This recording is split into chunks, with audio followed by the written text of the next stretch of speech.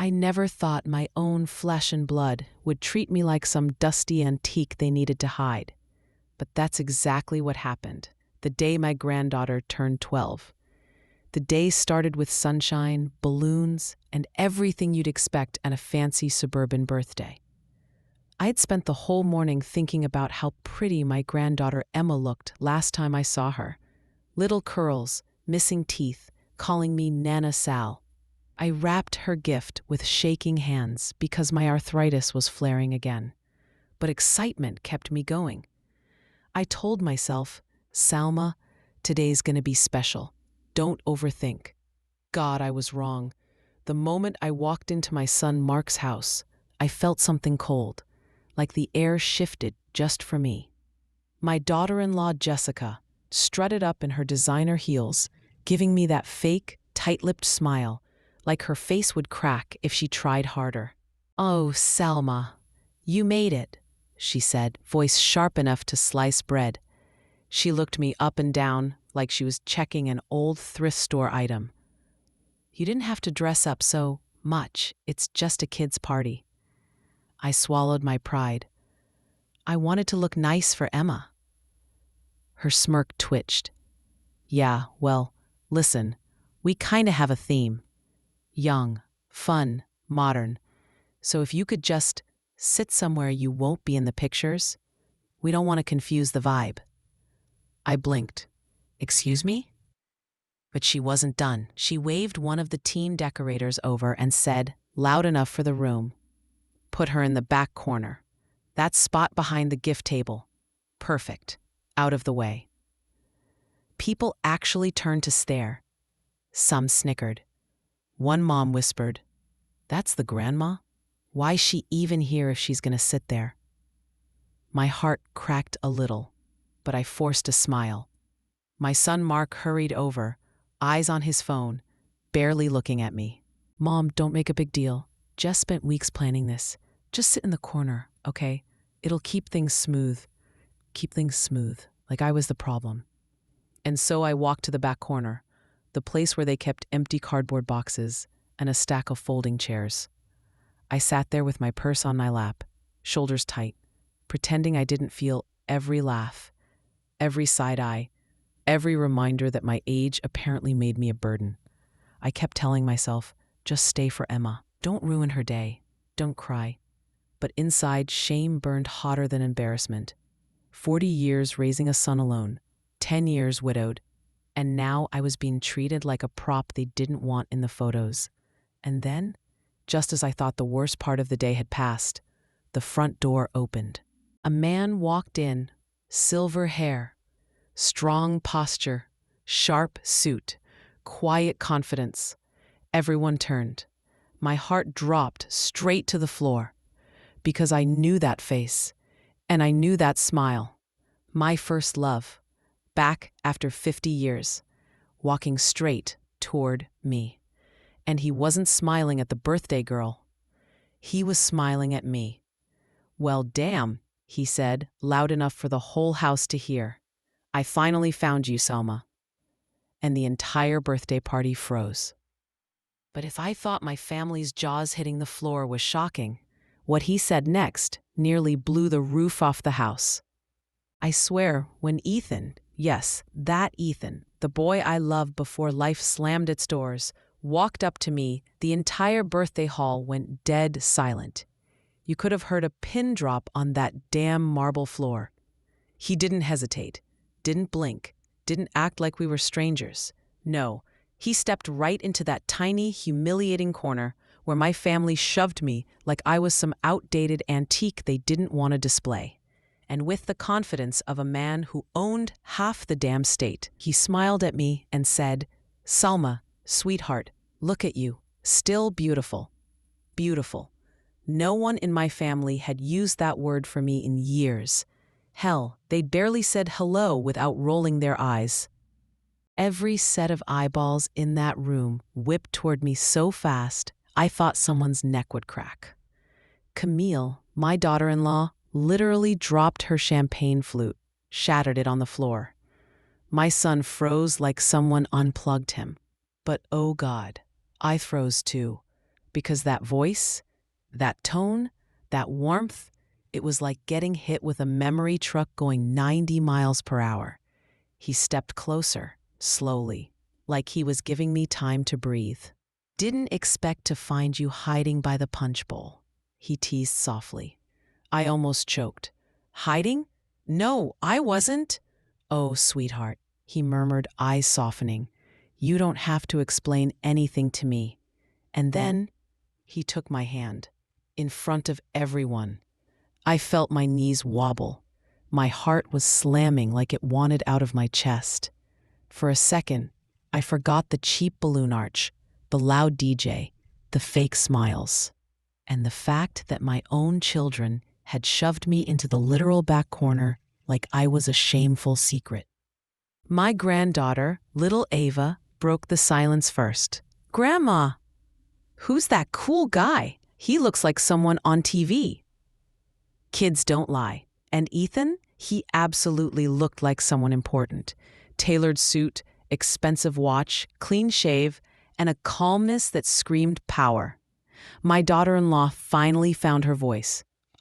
Sir, can we help you?" Her fake sweet tone was so sharp it could have cut steel. Ethan didn't even glance her way. Instead, he slid his arm around my shoulder. Light, respectful, but claiming. "Actually," he said coolly, "I'm here for her." Her smile cracked so fast, I swear I heard it. My son stepped forward, all stiff and awkward. "Mom, you know this man." I couldn't stop staring at Ethan. "Yeah," I whispered. "I knew him long before I knew any of you." The tension hit the ceiling. And just when I thought it couldn't get more dramatic, Ethan leaned in, keeping his voice low, but loud enough for the room to hear. "Let's get out of this corner, Selma. You deserve the front, always have." My family looked like they'd swallowed a cactus. But me, for the first time that night, I felt seen. And they had no idea the real shock was still coming. Because the moment Ethan pulled me toward the center of that room, one person burst through the door, screaming my name, holding something that could destroy my entire family. The moment Ethan guided me out of that back corner, I barely had time to catch my breath. My heart was still hammering like a drum solo, and the room, you could have cut the tension with a butter knife. And then, bam, the door burst open. A shriek tore through the hall, a sound so sharp it made champagne glasses tremble. "Salma, oh my God, Salma." It was Clara, my niece. She came running, clutching a thick manila envelope like it was the last lifeline in the world. Her eyes were wild, panicked, and honest. The envelope hit the floor. Papers spilled like a waterfall. My family froze, staring at me and then at the chaos unfolding at their feet. What is this?" Camille stammered, trying to regain her icy composure. I didn't even have to look. I recognized the contents immediately. Documents, photos, letters, stuff that could blow open decades of secrets. The kind of stuff your family prays you never find. Clara pointed at me, breathless. This proves everything, Salma. They've been lying. About you. About Ava. About everything." I knelt instinctively, my hands trembling as I scooped up the scattered papers. Ethan crouched beside me, his presence steady, grounding, like a lighthouse in a storm. My son's face went from confusion to horror, so fast I thought it would crack. "Mom, how did she get these?" I looked up at him. My voice was low, steady, and colder than I expected. "She got them from the safe your father thought I'd never find." Funny how secrets always have a way of coming out, isn't it? Ethan placed a reassuring hand on my shoulder. "Do you want me to stay or—" "Stay," I whispered. I needed him here. Not just for strength, but for the reminder that I wasn't alone in this nightmare masquerading as a family gathering. Camille's jaw dropped. My son couldn't speak. My daughter-in-law's fake smiles dissolved into panic, desperation flickering behind her eyes. I spread the papers carefully, letting the room take in the truth. financial lies, manipulations, hidden inheritance schemes, and letters showing how they had deliberately tried to cut me out of every part of our lives. Ava peeked over my arm. "Grandma, is this bad?" I smiled softly, pulling her close. "No, baby, this just shows the truth, and truth always wins." Then, just when I thought the room couldn't get any heavier with shock, Clara leaned in and whispered something only I could hear. "Salma, one of these letters, it names someone powerful, someone who could ruin everything for them. Forever." I looked up at Ethan, and he raised an eyebrow. That half smile, that glint of mischief and menace. "Sounds like our kind of party," he murmured. And at that exact second, the DJ's music cut out, the lights flickered, and the envelope, the one that could destroy my family, disappeared into thin air, right before our eyes. The room felt smaller now, tighter, as if the walls themselves were leaning in to watch my family crumble. Papers, or whatever was left of them, were scattered across the marble floor like a crime scene. Camille's face was pale, her fake sweetness completely drained. "Mom, what are you doing?" my son stammered, voice shaky, almost pleading. I looked at him, and for the first time, I didn't feel like a mother, a grandmother, or even the timid woman shoved into the corner. I felt untouchable. "I'm showing you the truth. And you finally get to see what hiding from it has cost you." Camille took a step forward, trying to snatch the envelope, or the remnants of it, from the floor. This isn't real. You can't just throw accusations around." Ethan's laugh, low and deliberate, cut through her words like a blade. "Oh, it's real. Too real. And it's about time someone finally delivered it." My son flinched when Ethan's hand brushed my shoulder, protective, claiming, "Mom, please, let's just talk." "This isn't necessary," he said, but even his words trembled under the weight of what Clara had revealed. I let my gaze sweep the room, and that's when I saw it, the subtle cracks. Camille's perfectly applied makeup was running down her cheeks. My daughter-in-law's designer heels clicked unevenly as she backed away. My children, the ones who had laughed when I was shoved aside, they didn't know how to look at me anymore. I bent down to pick up another letter. The words burned as I read aloud. Hidden accounts, forged signatures, lies built on lies. "You've spent years pretending everything was perfect," I said, voice rising, shaking with anger and disbelief. "But the truth doesn't care about your perfection. It doesn't care about your titles or your wealth or your pretty parties." Ava tugged on my dress. "Grandma, will they be mad at you?" I pulled her close. "Sweetheart, it's not about being mad. It's about being honest. And honesty always wins, even when it scares people." Camille's voice finally cracked. You're trying to ruin us." I laughed, sharp and cold. "No, Camille, I'm not ruining anything. You've been doing that for years to yourselves. I'm just shining a light on it." Ethan leaned down beside me, whispering so only I could hear, "Ready for the next part?" Before I could answer, the doors slammed open again and the hall went pitch dark. Everyone gasped. The chandelier above us swayed, flickering like it was about to fall. Then a deep, unfamiliar voice rang out, "Step away from her." And in the shadow of the doorway, a figure emerged, tall, commanding, and entirely unexpected. Someone who could turn everything my family thought they controlled into ash. And in that instant, I realized this birthday wasn't about cake or balloons anymore. It was about revenge, secrets, and a storm my family would never forget. The figure in the doorway stepped forward, and my breath caught.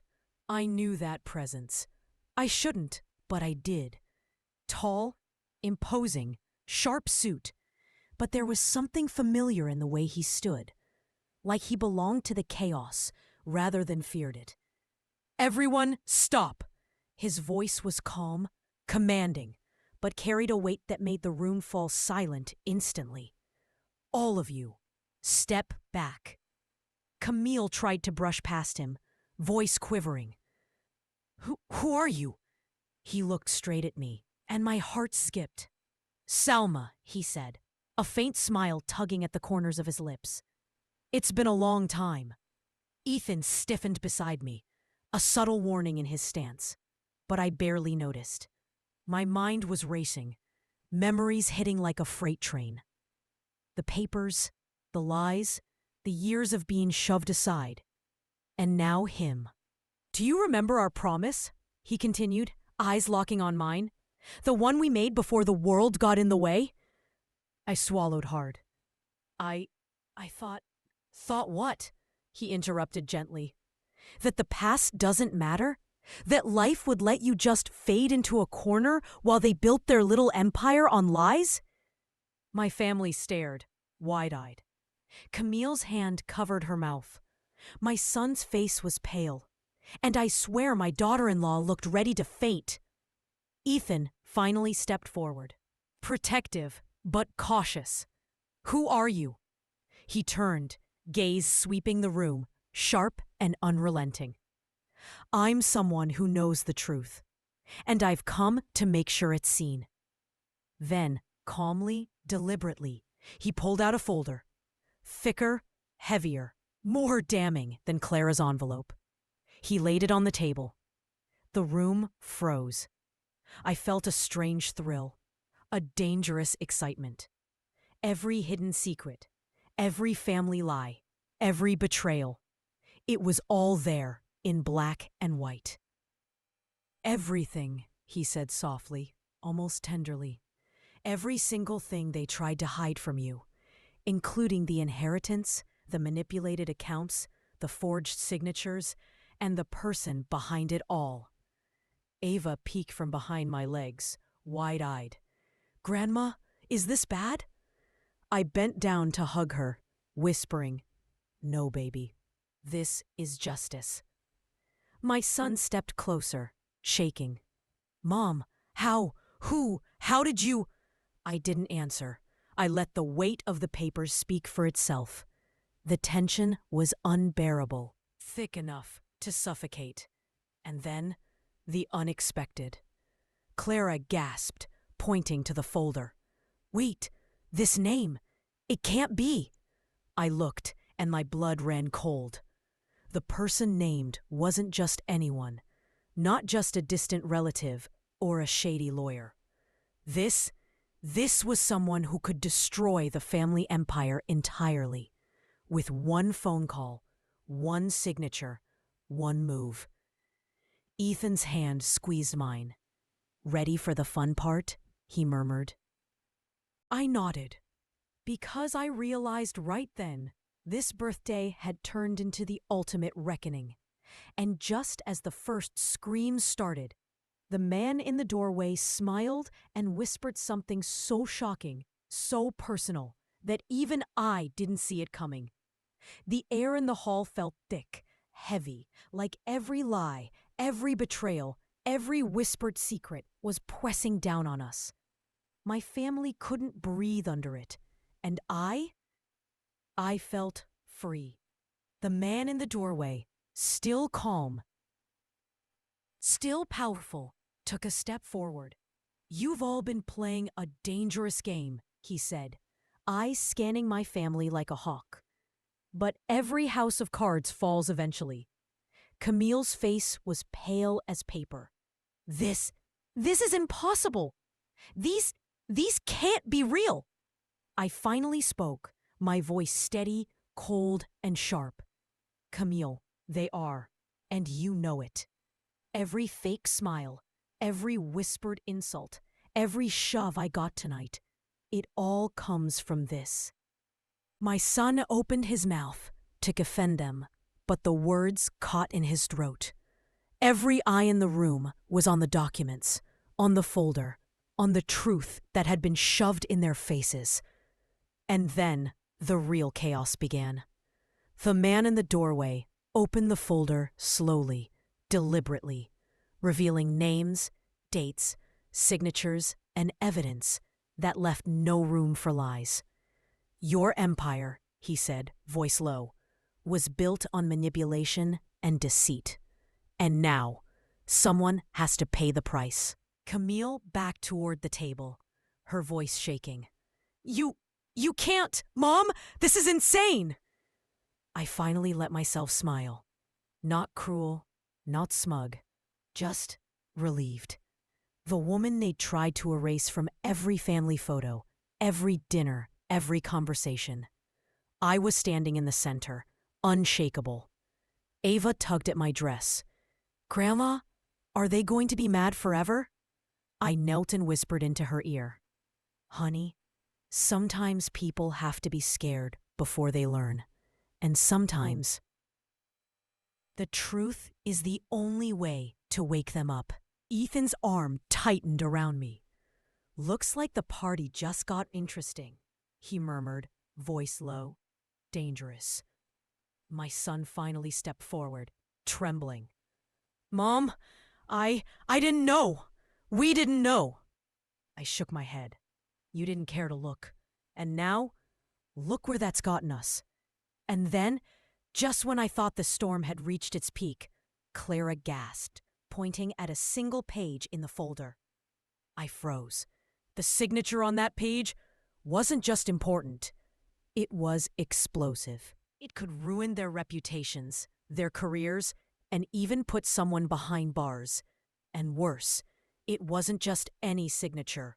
It was someone in this room's signature, forged to cover every lie, every scam, every betrayal. The room went completely silent. You could feel the panic crawling over every person's skin. My family had finally realized their carefully curated world was crumbling. Ethan squeezed my hand again, leaning close. Ready to finish this? I nodded, because I knew tonight wasn't just about a birthday. Tonight was about justice, power, and finally reclaiming my life. And just as my family's screams began to echo through the hall, the chandelier above flickered violently, then cracked, and the first piece of it came crashing down, directly toward the one person who had thought they were untouchable. The chandelier shattered, glass raining down like frozen shards of truth, and the room erupted into chaos. Screams, gasps, and the sharp clatter of falling debris made my head spin, but I barely noticed. My focus was razor sharp. Camille shrieked, stumbling backward, her heels slipping on the scattered glass. This isn't happening, she screamed, voice trembling like a leaf in a hurricane. My son froze mid-step, staring at the folder, at the shattered chandelier, at me. The truth was slapping him harder than any hand could. Mom, we didn't... Shh, I interrupted, my voice calm but cutting through the panic like a scalpel. Stop. Just listen. Look at what you've built and see what it's really worth. The man in the doorway, still calm, still terrifying, moved forward, his presence commanding every inch of the room. He didn't need to raise his voice. The weight of truth was louder than any scream. He picked up a piece of the chandelier, dangling it just enough to show how precarious the situation had become. Every empire has a breaking point, he said, and yours has finally arrived. Ethan stepped closer to me, arms steady, voice low. Don't worry, Salma. I've got you. And in that moment, I felt it, the shift. The tide had turned. My family, who had spent years shoving me aside, pretending I didn't exist, was finally powerless, completely exposed. Camille's face crumpled as she backed away, tripping over the papers. Mom, you can't! You're ruining everything! I smiled, cold but undeniable. No, Camille, I'm just revealing it. For once, it's not about hiding. It's about seeing. Ava peeked over my arm, eyes wide. Grandma, are we going to be okay? I kissed her forehead. Honey, we're more than okay. We're stronger. And sometimes strength looks like chaos, before it looks like peace. Suddenly, my son's phone buzzed. He froze, staring at the screen like it had just delivered a death sentence. The look on his face, pale, panicked, told me everything I needed to know. Clara's eyes went wide. "No, it can't be!" Ethan's lips curved into that half smile I'd learned to love. "Looks like someone forgot to cover all the tracks," he said softly. "Just for me." My family turned toward the hallway, where the last pieces of the truth, the ones they thought were buried forever, were now streaming in. Lawyers, investigators, and yes, reporters. Every carefully constructed lie, every hidden scandal, every betrayal was about to hit the world outside this room. And just when I thought the storm had reached its peak, a hand clamped over my shoulder. Gentle, familiar, electrifying. Ethan leaned close, voice a whisper only I could hear. "Ready for the last part of the show?" I nodded, heart pounding, adrenaline surging, because I knew tonight wasn't just about exposure. It was about revenge, redemption, and finally taking my place in the world. And as the first police lights flashed outside, my family's screams fading into chaos, I realized the biggest shock hadn't hit yet. Someone in this room still had a secret that could change everything, including my own future. The flashing police lights outside painted the room in red and blue streaks, and my family's panic had hit a fever pitch. Every lie, every secret, every shove into the shadows, they were finally paying the price. And yet, even in the chaos, my heart was calm, focused, free. The man in the doorway stepped forward, eyes locked on my family. "All of this could have been avoided," he said, voice low and unwavering. "But hiding the truth has consequences." Camille's voice cracked. "Ma, please, don't." I didn't answer. I didn't have to. My hands rested on Ava's shoulders. And in that moment, I realized something incredible. I wasn't alone anymore. Not really. Ethan, steady and commanding, was at my side. Ava was safe. Clara had risked everything to bring the truth here. I finally spread out the remaining papers, forcing my family to see. Hidden accounts, forged signatures, manipulated inheritances. Every little lie they had told themselves was now burning in the light. My son swallowed hard, voice shaking. "Mom, I had no idea." "No," I said softly, shaking my head. "You wanted to believe the lies because it was easier than facing reality." And then, the folder that had caused so much panic finally revealed its most dangerous secret. A name, a signature, and a detail so explosive it could ruin not just my family, but anyone who had colluded with them. Camille gasped, white as chalk. My daughter-in-law's mouth dropped. My son looked like he'd seen a ghost. Ethan leaned close to me, whispering, "This is it, Salma. The moment we take back control." I nodded. I stood taller, chest out, and faced my family for the first time in years. "You tried to erase me," I said, voice strong, deliberate. "You treated me like I didn't exist. But here I am, and I'm not hiding anymore." The man in the doorway, still mysterious, still powerful, nodded. "Consider tonight the reckoning." Ava tugged at my dress, innocent and trusting. "Grandma, did we win?" I smiled, hugging her tight.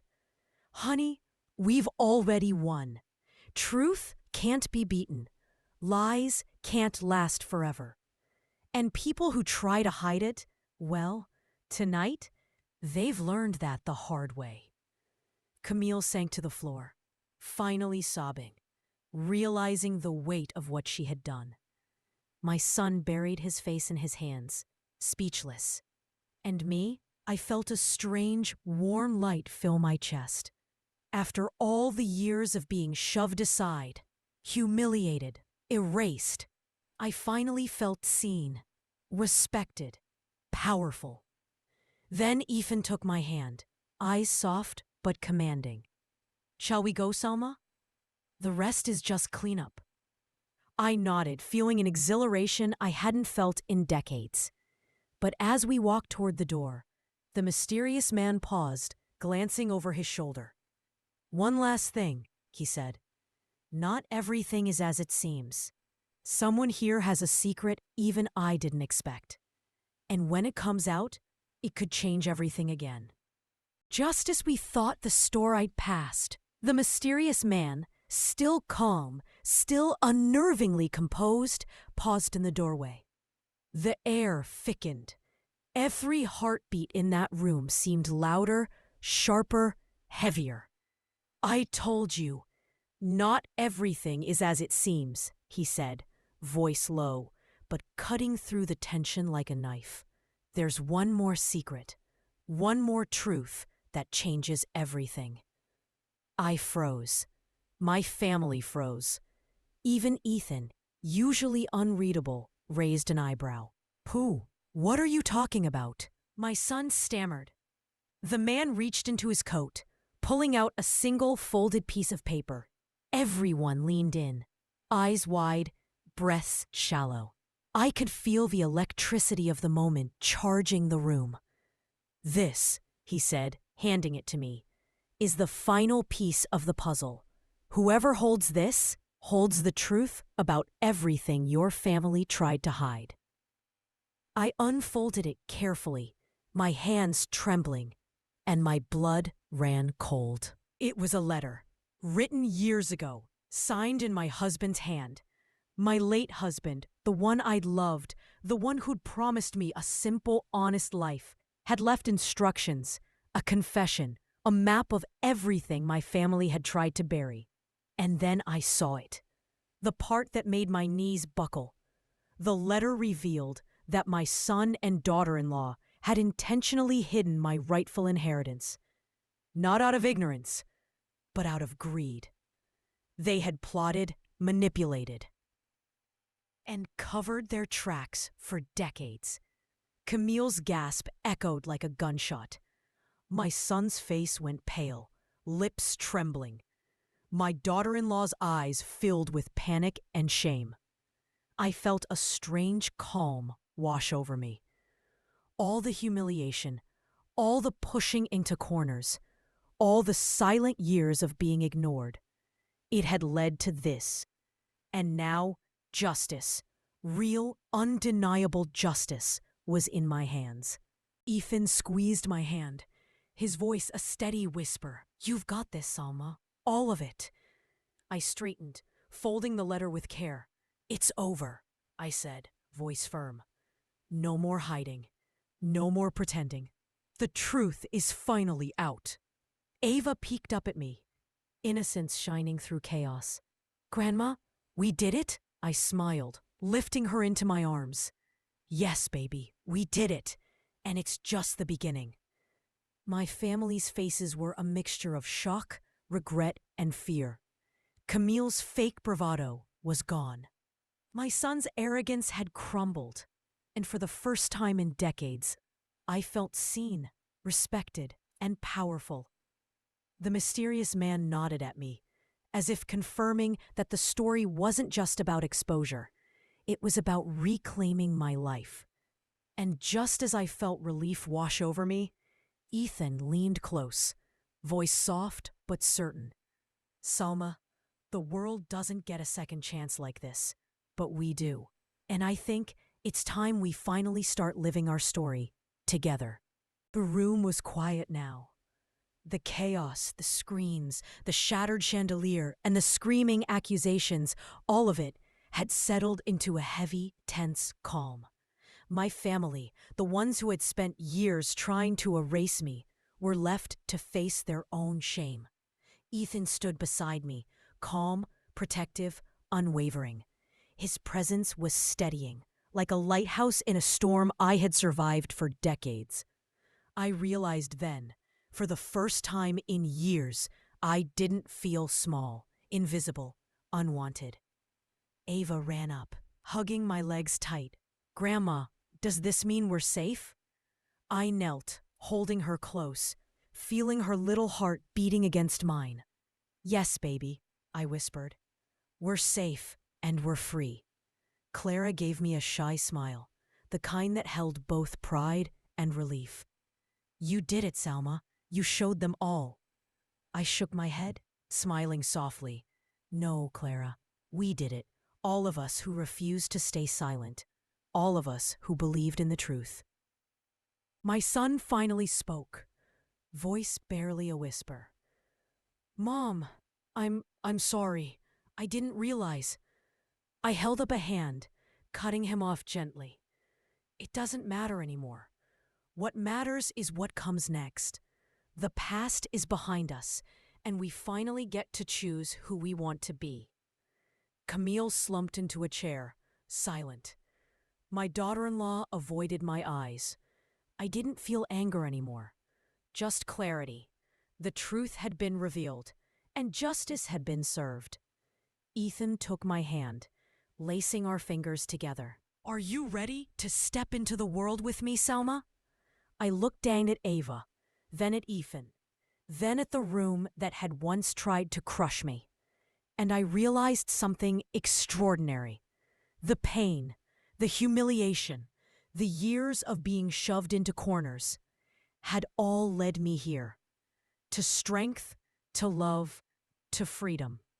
I nodded, a smile spreading across my face. "Yes, I'm ready." We stepped toward the door together, leaving the broken chandelier, the scattered lies, and the crumbling empire behind. And for the first time, I didn't feel fear. I didn't feel doubt. I felt alive. Ava skipped ahead, laughter ringing through the hall, and I followed, hand in hand with Ethan, feeling a warmth that no betrayal could ever touch. And as the sunlight streamed through the doorway, illuminating every broken piece, every scar, every shadow that had haunted me for so long, I whispered softly, almost to myself, "Tonight they tried to erase me, but they didn't know I was never just a corner. I was always the whole story."